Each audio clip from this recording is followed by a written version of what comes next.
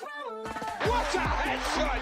What a head! How's it guys, this is Dayvy, FPL, and welcome back to the Fantasy Premier League video here on my channel. And on this video, I'll be taking you guys to the ultimate guide to the upcoming Game Week 17. So if you guys have been enjoying your break and also catching up on my previous videos, I released an updated draft video as well as a fixture guide and initial draft, but now it's time to turn our attention to the ultimate guide. So if you guys are new to this channel or simply new to the Ultimate Guide series, what this series is all about, it's basically a stats portion and then a talking point portion. So I'm going to start off with all the good stats, XG conceded, telling you guys which teams to focus on with those wildcard drafts. And then I'll be shifting my attention to some talking points such as premium midfielders / premium forwards, as well as a new debate about which United attacker to get.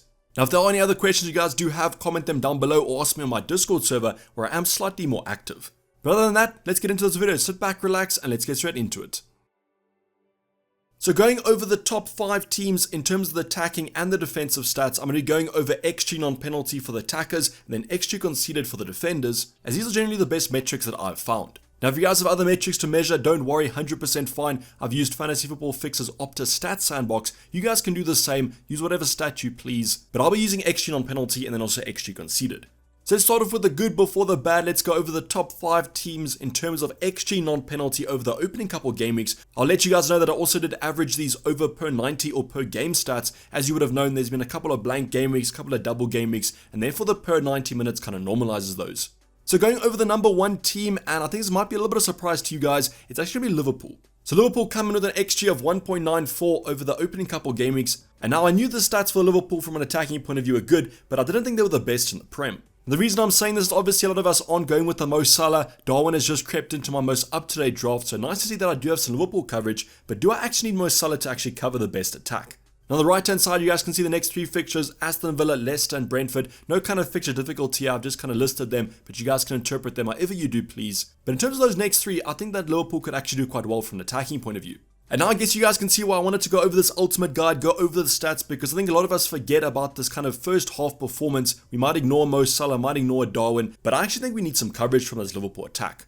Next up is going to be a team that we're more familiar with from our drafts point of view. It's going to be the Arsenal assets with 1.89 per game. And a lot of us already own a Martinelli, and I've seen some drafts double up with the Saka as well. Now what I will say about those Arsenal assets is unfortunately upcoming West Ham at home, Brighton away, Newcastle at home, tough games on the horizon for them. You'll see when we go over the kind of defensive stats that all 3 of these teams have pretty respectable defenses, and therefore I think you guys can actually get away with not owning an Arsenal attacker. Now would I advise that? Probably not, because you want them for the future anyways. That's why I'm going for a Martinelli over a Saka, so I can save that value over these tough fixtures. Next up is going to be Man City, so the top 3 teams, no surprises here, just kind of the order might have been a little bit different in my mind as an expectation, with Man City coming in 3rd with 1.85. But I don't think any of us are going to be going without an Erling Haaland. I personally am doubling up with the KDB in that attack, as with the upcoming fixtures against Leeds away, Everton at home and then Chelsea, those next 2 games look simply outstanding.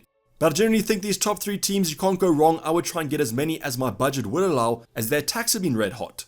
Now next up is going to be some assets that might be slightly cheaper but still offer some good attacking threat. It's me Newcastle up next with just under 1.6 XG non-penalty. Now what I want to pause here and just note is that the downgrade from 3rd to 4th, you guys can see quite a big downgrade there. If you guys look at 1st to 3rd, not a lot, but from Man City to Newcastle, quite a drop off there, but still offering some good attacking threat. So if you guys have watched my draft, I do own a Callum Wilson, and Almiron is also quite attractive, as the upcoming fixtures aren't too bad against Leicester away and then Leeds at home.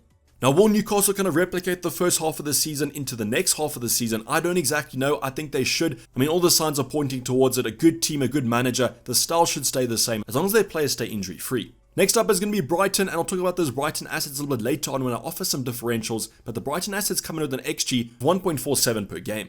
Now, I think we might be able to avoid these up until the Arsenal game. I think kind of game week 19 is where I'm looking to maybe potentially bring in a Trossard, but otherwise they offer some cheap options like a Gross or McAllister. But I see that Brighton are still going to be here after losing Graham Potter. The new manager seems to be doing quite well with them, and that's why I think that they should be on your radar. Now, having spoken about the good, let's go on to the bad assets, and you might be asking me why we get on to the bad teams, but just generally these are either teams to avoid from an attacking point of view, or if your defenders are playing these attacks, the chance of a clean sheet should be quite high. So for example, the first team there, Wolves. Wolves have been struggling this Premier League season to score goals. That's kind of a known thing. 0.84 XG per game, and fixtures upcoming against Everton, United and Aston Villa. I do think they can slightly improve that. Now, I genuinely think not many of us are focusing on these Wolves assets, so let's go on to the next team, Bournemouth, with 0.86. And what I will say, or pause for the current moment, is that this is a massive improvement from where Bournemouth were a couple of game weeks ago. If you guys have watched the Ultimate Guides for quite a while, you'll know that Bournemouth have historically been our worst attack game week in, game week out, and by quite a far margin, and for them to have improved their XG so significantly is actually quite a big milestone. But nevertheless, that only improves them to second worst in terms of the attack, and they have Chelsea up next, Crystal Palace and United, and I honestly can't see them doing quite well in those. So I've seen a Solanke pick floating around, but what I would suggest is yes, 100% if he's a bench option, but I don't think I can rely on too much in my starting 11. We then have those Leicester assets with 0.92. Now Leicester are simply a kind of an anomaly. I know Jamie Vardy's XG is usually quite low compared to his goals, but a player like a James Maddison has been ticking along nicely, also a Harvey Barnes. Now the next two fixtures, Newcastle home and Liverpool away, aren't the best fixtures, but after that, they have a very nice run, and that's why James Maddison could be going under the radar. With the Nottingham Forest with a tied XG of 0.92 with Leicester, however I can't really recommend too many of their assets, even at their cheaper price point. Now the final team to go over yet again also has 0.92. These teams are all tied for the third worst attacks in the Prem at the moment, and this isn't looking too good for my Wilfred Zaha pick. Now I will say that Crystal Palace do have Fulham and Bournemouth up next, two of the kind of worst defenses in the Prem at the moment. Spoiler alert there, but I think you guys knew that already. So I still do have a little bit of faith in that Zaha pick, but I can't really recommend him based on the stats.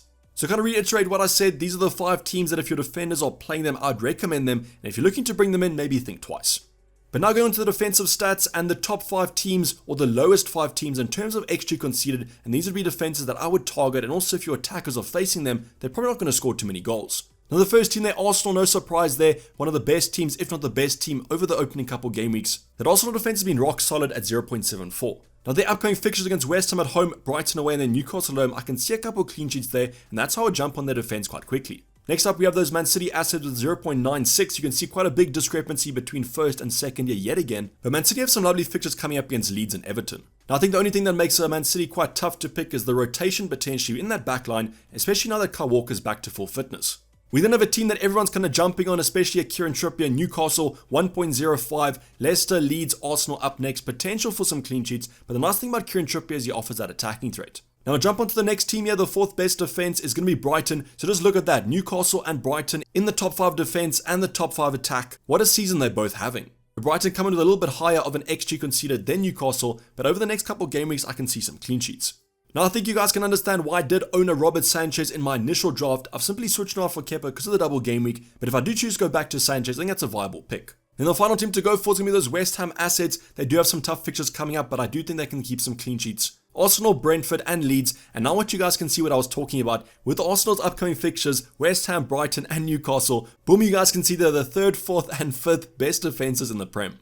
But I don't think it hinders my pick too much because if you looked at the Arsenal attack, pretty strong attack, so will these defenses actually keep a clean sheet? Maybe 1 or 2 of them. Now going on to the bottom 5 teams, and definitely from an attacking point of view, target these teams please. If your attackers are facing them, captain them probably because they're going to score some goals. For example, the first team there, Fulham, with just under 2 XG goals per game. So now you guys can understand why I was going for a Zaha. I mean, in game week 17 and 18, he does face Fulham and Bournemouth. Potential for some goals in that one? I do think so. After that, they do have Southampton and Leicester, but I can't see too many of us getting those assets, except for maybe a Maddison in game week 19. We then have Nottingham Forest, United, Chelsea and Southampton up next. Tough games on paper, but I think that Chelsea game is going to be one to target with those double game week options. Everton up next, who've had a pretty bad start to the season. Wolves, Man City and Brighton. Game week 18, yet again Man City. Prime captaincy option if you guys do own a Haaland or double up with the De Bruyne. Now the 4th worst defense in the Prem is going to be those Liverpool assets, 1.56 XG conceded per game. Will they improve on that? Who kind of knows? Do have some nice figures coming up though, so I think a Trent could be a viable option. I however can't really recommend him at the current moment, but as soon as we see that Liverpool defense kind of shore up a bit, I think we're all going to jump back on him. But what I will say here is that I think we have to change our mind on this Liverpool defense because when I do see it, I automatically think of it as a tough game, but if you do have attackers facing them, they could actually get some points. Then the final team is going to be Leeds. We've spoken about Leeds' attack being pretty strong, but the defense is still relatively poor. And boom, game week 17, they're facing Man City. It is a home game though, but Man City are a different team, and that's how I'm probably going to captain Haaland yet again. Then of Newcastle, as Callum Wilson owners should be pretty happy, and then if you guys do own a Jared Bowen come game week 19, they have West Ham at home in that game week. But that's going to kind of wrap up our team stats division. Now let's look at some actual player options, as these players might be going under the radar. So let's quickly run through expected FPL points. What this basically is, it's fantasy football fix taking the expected stats, converting those to FPL points, and that gives us a nice little metric in terms of per game averages that these options do face. So for example, let's take Erling Haaland there. No surprise that he's number 1. The stats look amazing. He's a simple robot, and that's why he's the highest expected point scorer in FPL. So he comes in with a cool 8.51. Just think about that yet again. In terms of per 90 minutes played, he gets 8.51 points per 90 minutes, which is absolutely sensational. And you guys can understand why he's a kind of perma captain. Next up is going to be Darwin with a cool 7.43 as well. Massive option there. You guys can understand why a lot of us are actually looking at a Darwin. What I will say though is that he's not the most kind of secured option. Has had a red card, suspensions, that sort of thing. So hasn't played every single game. And what you'll notice is the more minutes people play, the less their averages do become. I guess you can ignore Erling Haaland there because he's played basically most of the games. And that just proves how insane he actually is. But it is nice to see that Darwin is quite high in the regards of the stats, as I have included him on my latest draft. Then next up is going to be Harry Kane with 6.69 per 90 minutes played, and this kind of swings things a little bit in the favor of actually going for him as your second premium. Now I know the premium debate isn't as cut and dry as I'm saying there. You don't just simply look at the option and how many points they're getting. Maybe there's better forwards at a cheaper price than the midfielders, but this does leave me to debate whether Harry Kane's actually an essential option in those premiums. Now upcoming fixtures, Brentford away, Aston Villa at home and Crystal Palace away, not the worst fixtures in the world, and has a double game week coming up even though those fixtures aren't that great. Next up is another premium asset, Mo Salah. You guys can see a trend here. The more premium options usually score more points, and therefore I think there's a definite relationship between price and points. But Salah comes in here with 6.38 expected points per game, and he has some nice figures coming up similar to Darwin.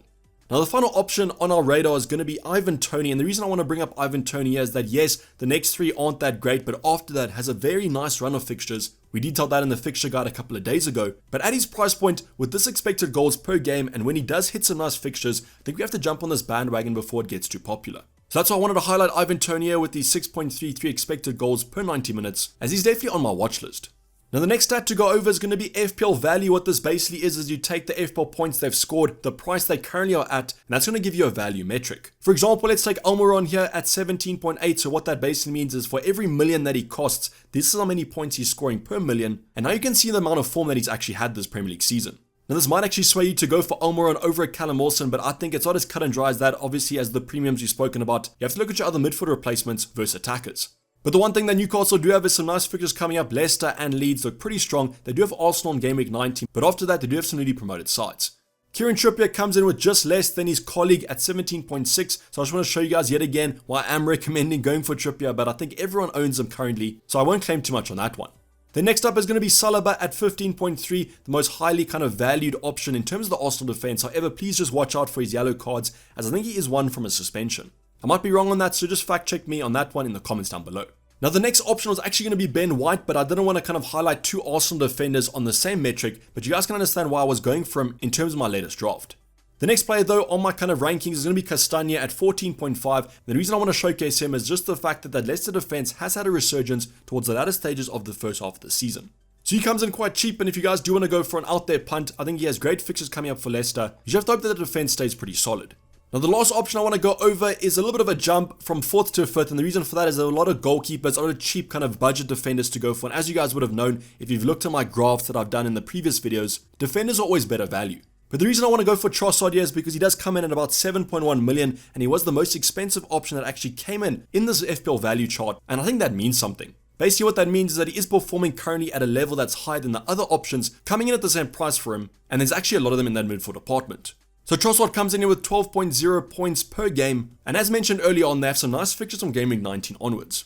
Now while you guys might not have to go for these options, what I wanted to show you here is that the Arsenal defense is pretty good, the Newcastle attack's pretty strong. You should bring in Trippier, and maybe consider Trossard as an option in the upcoming game weeks. Now there are a whole bunch of other good value picks, so you guys can go check that out. I didn't want to graph it for this video as that was going to take up too much time.